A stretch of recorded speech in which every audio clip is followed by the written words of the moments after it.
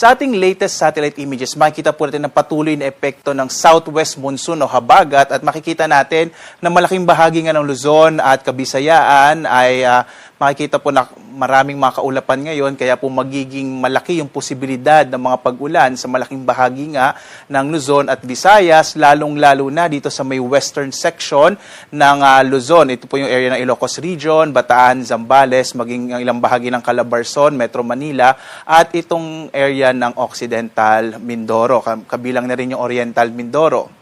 Patuloy pa rin nating minomonitor itong low pressure area na huli nating namatan sa 720 kilometers silangan ng Itbayat sa Batanes. Posible pa nitong maging bagyo lalo na this coming weekend, pero hindi naman ito magkakaroon ng direktang epekto sa ating bansa. Hindi ito inaasahang maglandfall sa Pilipinas at ang magiging direksyon nitong low pressure area na kung sakaling maging bagyo ay sa may bahagi naman ng Taiwan. Kung sakali po maging bagyo ito, tatawagin natin itong Pilandok. Sa iba pang bahagi nating bansa, partikular na sa bahagi ng Mindanao, makakaranas naman ng bahagyang maulap hanggang sa maulap na kalangitan na may mga isolated o pulo-pulong mga pag-ulan, pagkilat, pagkulog. So mapapansin natin sa ating buong bansa, pinakamaliit yung mga posibilidad ng tuloy-tuloy ng mga pag-ulan sa bahagi ng Mindanao, habang mas malaki yung posibilidad ng mga kalat-kalat ng mga pag-ulan sa Luzon at sa Visayas. As of 5 a.m. nga po, may naka-issue tayo na heavy rainfall warning. So ang heavy rainfall warning, ito yung posibilidad ng mga malalakas na mga pag-ulan at in-update po natin ito every 3 hours. So as of 5 a.m. nga, nakataas or naka-issue ang heavy rainfall warning sa Zambales, gayon din sa Bataan, orange warning, gayon sa Tarlac, Pampanga, at ilang bahagi ng Bulacan. Naka-yellow warning naman po itong Metro Manila, nalalabing bahagi ng Bulacan, at ilang bahagi ng Nueva Ecija. So mag-ingat po, lalong-lalo na yung mga lalawigan kung saan naka-issue nga itong heavy rainfall warning, posible po yung mga pagbaha at mga pagguho ng lupa.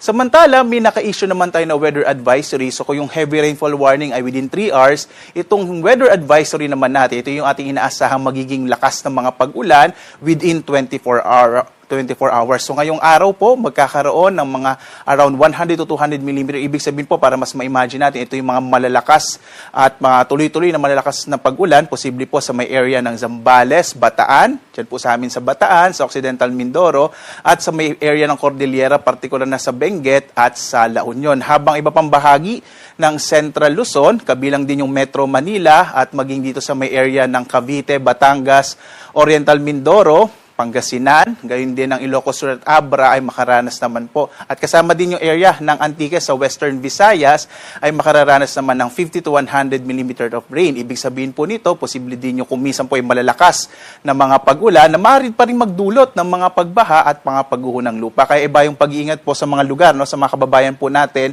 na nakatira sa mga areas kung saan posible nga itong 50 to 100 mm at saka lalong-lalo na yung 100 to 200 mm na mga pag-ulan ay mag-ingat po sa mga bantanga ng mga flash floods and landslides.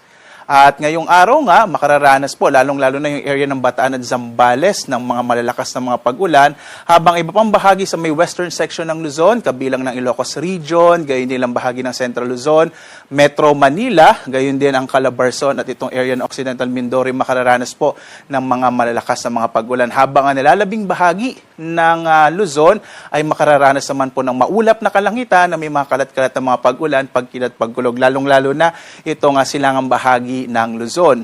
Ang agwat ng mga temperatura ay narito po sa Lawag, Baguio, for Metro Manila, Tagaytay, Tuguegarao at Legazpi sa bahagi ng Bicol.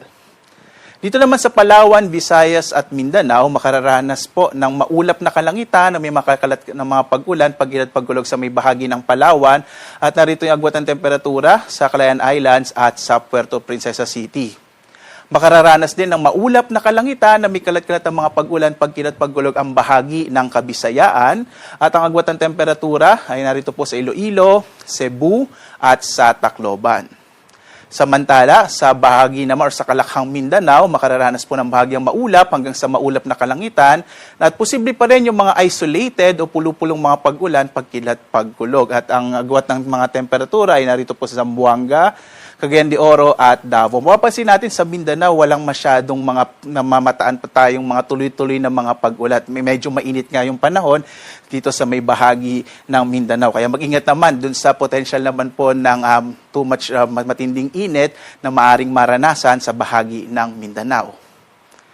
Samantala, meron po tayong tinatawag na tropical cyclone threat potential. Ito yung posibleng mabuong mga bagyo within 1 to 2 weeks. So makikita po natin, makikita nyo po ito sa DOST Pag-asa website.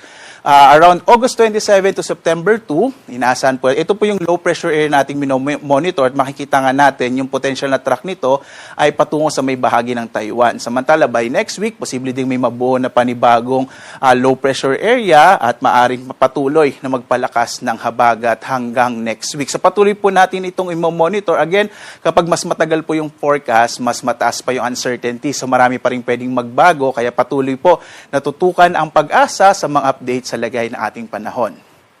This weekend naman, inaasahan natin na magpapatuloy yung malalakas na mga pag-ulan ngayong Sabado hanggang Linggo. Kaya po itong long weekend natin, partikular na sa darating po na Sabado at Linggo, ay inaasahan natin na tuloy-tuloy yung malalakas na mga pag-ulan hanggang araw ng Linggo. Posibleng mabawasan po yan bandang hapon ng Linggo or Lunes na.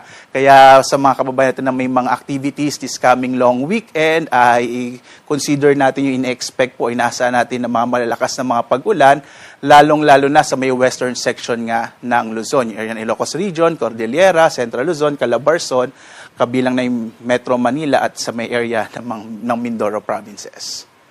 Sa lagay naman ng ating karagatan, wala po tayong naka-issue na gale warning, kaya ligtas pa rin pumalawat yung mga sakyang pandagat mga bangka sa mga baybayin ng ating bansa. Gayunpaman, mag-ingat pa rin po kapag may mga thunderstorms, kung minsan nagpapalakas siya ng alon ng karagatan, kaya mag-ingat po lalong-lalo na yung maliliit na mga bangka.